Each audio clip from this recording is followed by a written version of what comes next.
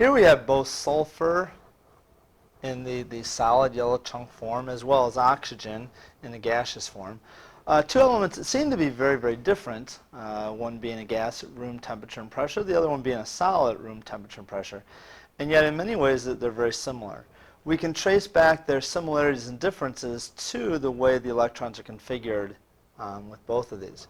If we take a quick look at the periodic table, we have oxygen here, we have sulfur here. So we know that their electron configurations are similar in terms of the number of valence electrons. What makes them different is that the sulfur's valence electrons are in the third energy level, 3p's, and the 3s's, versus oxygen, which are in the 2s's and the 2p's. So we can use those electron configurations to explain both the similarities and differences between the two of these. Chapter 7 then focuses on our periodic table and the trends in the periodic table. We'll start with a brief discussion of the history of the periodic table. Then we'll get into the effective nuclear charge, which is the attractive force that the valence electrons feel for the nucleus, and start with the atomic radius as our first periodic property that we look at. The history of the periodic table dates back to the early 1800s when we had a number of elements that were known to man. We were trying to organize these. There seemed to be definitely groups of elements with similar properties, and so the idea was that maybe there's some type of way to organize all of these into some useful table in terms of our the research and the studies that they were doing. The person who finally became known as the father of the modern periodic table was Dmitri Mendeleev, and he was given credit for that because not only did he organize the elements, but he predicted two elements that had not yet been discovered, gallium and germanium, and was able to aid in the discovery of those by predicting the properties that they would have, the melting points, the boiling points, how they would combine with oxygen and other substances. So he was given the title of father of the periodic table, Dmitri Mendeleev. And so in this table is found in your book, you can look and see which elements we've known about for a long time. So things that you typically know about: silver, gold, copper, iron, and then things that were discovered in the Middle Ages, such as antimony, zinc, platinum, and then much later into the 1700s and 1800s, where we discovered a number of the transition elements, so the chromium, manganese, nickel, cobalt, tungsten, those types of things. And then most of the nitrogen family, those were formed in the Middle Ages. And a few others were found in the 1800s, late 1800s, and then still more into the 1900s. And most notably, the noble gases hadn't been discovered until late in the 1800s, early 1900s. We'll use effective nuclear charge quite extensively in this chapter. The idea of effective nuclear charge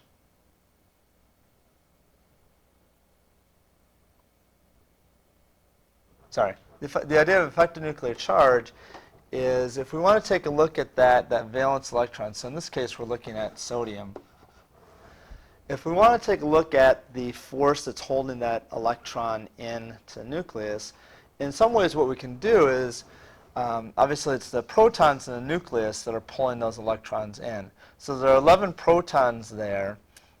In between those 11 protons and that one valence electron are 10 other electrons, the core electrons, or the neon core. So those 10 electrons there. In essence, those 10 electrons are going to partially shield that 11 plus, so that we get, from a rough estimation, an effective nuclear charge, or Z effective, equal to the number of protons minus the amount of shielding that the core electrons create. Again, from a rough estimate, we just take the number of core electrons and subtract that from the charge in the nucleus, the number of protons, and that gives us our effective nuclear charge. So in the case of the sodium, it would be a 1 plus. Now, if we look down here, given our new understanding of the electron density, we can look at it in a little bit slightly different way. The 3s electron is represented by that function right there. So there's our radial probability function. And so you see that, yes, most of the electron density from that 3s is outside of the electron density of the core electrons. So most of that 3s electron is being shielded by that core. However, remember that there is part of that 3s orbital that is inside, closer to the nucleus. Right? Those parts are not shielded nearly as well. So in reality, that 3s electron is held a little bit stronger. So it's a little bit more than a 1 plus here, because some of that electron density is actually closer to the nucleus and doesn't feel the shielding of the core electrons. So something we'll want to keep in mind as we go through some of the properties. The second thing that comes up when we look at the effective nuclear charge is the separation of energies of the sublevels, so the different L values, where that comes from. So remember, this is where we go from the hydrogen atom, where the s and p orbitals, so in a hydrogen, the s and the p orbitals would have the same energy or be degenerate, but in any multiple electron atom, the p orbital is actually higher in energy than the s. Well, if we look at the graphs over here on the left, we can kind of see why. The 2s orbital actually has a significant amount of electron density close to the nucleus. The 2p orbitals don't have that additional lobe there close to the nucleus, so they aren't held as strongly to the nucleus. That pull from that additional lobe, or those additional electrons that are closer to the nucleus, brings the s orbital down lower in energy than those p's.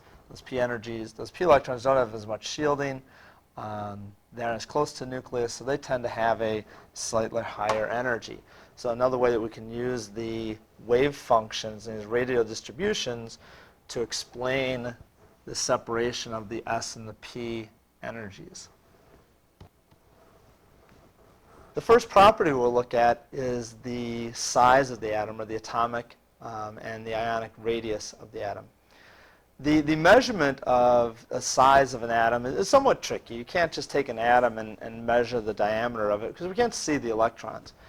However, if we have two atoms bonded together, we can image the nuclei. So we can look at the distance between two adjacent nuclei in a bond and estimate that half of that distance would be the size of each atom. Now, this is called the bonding atomic radius, or the covalent radius. There are other ways of determining the radii of atoms. This is probably the most common one that we'll use. Now, when we look at the trend in atomic and ionic radiuses, and as well as the other periodic properties, we're always going to look at two things. We're going to look at, one, the effective nuclear charge that we just talked about, so determining what that is. And we're also going to look at the number of principal energy levels that the atom has, or what principal energy level the valence electrons are in. Those two things together will be able to, using both of those two things, we'll be able to explain the trend in size of atoms and ions.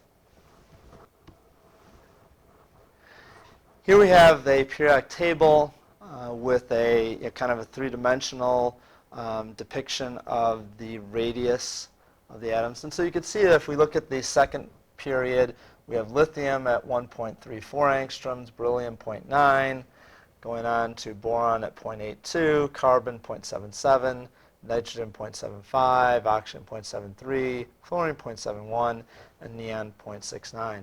So as we go across the the period, the size of the atom slowly gets smaller and smaller. Now, to kind of explain this, if I choose two elements that are side by side, for instance, carbon and nitrogen, so I'll take carbon and nitrogen as an example. Carbon, I know, has a configuration with 6 protons in the nucleus, 2 electrons in the first shell, and then 4 electrons in the outer shell. At this point, again, we're not going to worry too much about whether they're S or P electrons. I'm just going to put them that way. And then if we look at nitrogen, which is a 7 plus for the effective number of protons, 2 electrons again in the first shell, and then we're going to have 5 electrons in the second shell, the second principal energy level. So these both have the same number of principal energy levels. So that's going to be one of the explanations we're going to want to use. So they have the same n, kind of n equals 2. Right, so that's not going to help us determine which one's larger, which one's smaller. So we're going to have to go to the effective nuclear charge. If we take this electron for carbon, and we kind of imagine we give it some special properties where it can kind of look in toward the nucleus, it sees 6 protons, 2 electrons, so it's going to have a Z effective of 4 plus. So there's an effective nuclear charge pulling that in a 4 plus. Again, not taking into account the variations in the shielding that could happen because of the electron penetration. If I look at the nitrogen electron, and that electron looks toward the nucleus, it sees 7 pluses, 2 negatives, so it's going to see an effective nuclear charge of 5 plus. So down here in our reasoning then, we would want to say, all right, well, the Z effective for carbon is less than the Z effective for nitrogen. And given that they have the same number of valence, or excuse me, the valence shell is the same, n equals 2, we can therefore say, conclude that the electrons in nitrogen are going to be pulled in closer, so nitrogen will have a smaller radius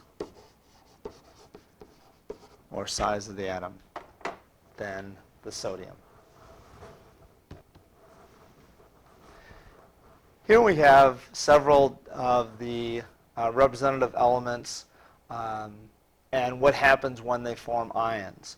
So in these pictures, the gray represents the size of the atom before you turn it into an ion. And so in the metals, you look there, for instance, lithium, and you see that when you form lithium plus ion, the size decreases. So of course you're removing that outermost electron, so you're reducing the number of principal energy levels. So that, it makes sense that that's going to be smaller. If we look over on the other side to the nonmetals, which tend to gain electrons, you see that the gray is smaller and the blue is going to be larger, so that when you add an electron to something, its size is going to increase, which also makes sense. You put more electrons around it, there's a little bit more repulsion, and that atom's going to get, or that ion, excuse me, will be larger than the neutral atom. The other implication we see with this is by gaining or losing electrons, we create what are called isoelectronic series. So all of the elements in this picture here all have 10 electrons. Oh, that's not right, sorry.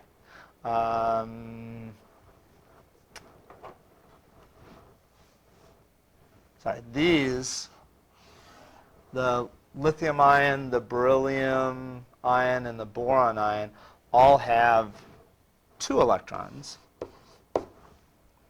And then over on the other side, we have oxygen and fluorine, which both have 10 electrons. So each group has the same electron configuration, over here would be 1s2, 2s2, 2p6, and on the metal side, it would just be a 1s2. Notice the difference in size. The lithium is going to be largest, then beryllium, and then boron. And the reason for this is that the lithium is going to have the fewest number of protons. So lithium has 3 protons pulling those 2 electrons in. Beryllium has 4 protons pulling those 2 electrons in. And boron is going to have the strongest pull. There's 5 protons pulling those 2 electrons in. And then we have a similar situation over here. Fluorine is going to have more protons pulling those 10 electrons in, which is going to make the fluoride ion slightly smaller than the oxide ion. So we'll do a lot of practice with these and following the trends and what happens with the size, and then we'll move on to ionization energy in the next segment.